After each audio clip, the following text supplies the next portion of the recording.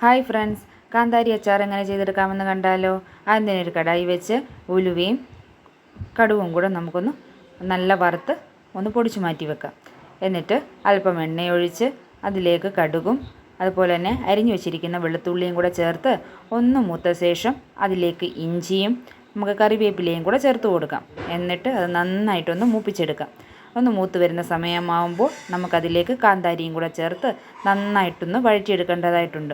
ഒരുപാട് കാന്താരിയൊക്കെ കിട്ടുന്ന സമയത്ത് ഇതുപോലെ ചെയ്തു വെക്കാമെന്നുണ്ടെങ്കിൽ ഒരുപാട് നാൾ നമുക്ക് കേടുകൂടാതെ സൂക്ഷിക്കാനായിട്ട് സാധിക്കും. അതൊന്ന് വഴറ്റി വരുമ്പോൾ അതിലേക്ക് മഞ്ഞൾപ്പൊടിയും ചേർത്ത് കൊടുത്ത് നന്നായിട്ട് ഇളക്കി കൊടുക്കാം. നമ്മൾ കാന്താരി എന്ന് പറയുന്നത് എണ്ണയിലേക്ക് ഇടുമ്പോൾ ചിലപ്പോൾ പൊട്ടിത്തെറിക്കാനൊക്കെ സാധ്യതയുണ്ട്. അപ്പം സൂക്ഷിച്ച് വേണം എണ്ണയിലേക്കൊക്കെ ഒന്ന് ഇട്ട് കൊടുക്കാനായിട്ട്. എന്നിട്ട് അതിനാവശ്യമായ ഉപ്പും കായപ്പൊടിയും കൂടെ ചേർത്ത് നന്നായിട്ടൊന്ന് മിക്സ് ചെയ്തതിന് ശേഷം ആവശ്യത്തിന് വിനാഗിരിയും കൂടെ ചേർത്ത് കൊടുക്കുക. എന്നിട്ട് മിക്സ് ചെയ്യാം. നല്ലതുപോലെ തിളപ്പിച്ച ആറിയ വെള്ളം നമുക്കിതിലേക്ക് ചേർത്ത് കൊടുക്കാം. വെള്ളത്തിൻ്റെ കണ്ടൻറ്റൊക്കെ അവനവൻ്റെ ആവശ്യത്തിന് ചേർത്ത് കൊടുക്കാവുന്നതാണ്. എന്നിട്ട് നന്നായിട്ടൊന്ന് മിക്സ് ചെയ്തതിന് ശേഷം നമുക്ക് വറുത്ത് പൊടിച്ച് മാറ്റി വെച്ചിരിക്കുന്ന ഉലുവയും കടുവും കൂടെ ചേർത്ത് കൊടുക്കാം. എന്നിട്ട് നമുക്ക് ഫ്ലെയിം ഓഫാക്കാം.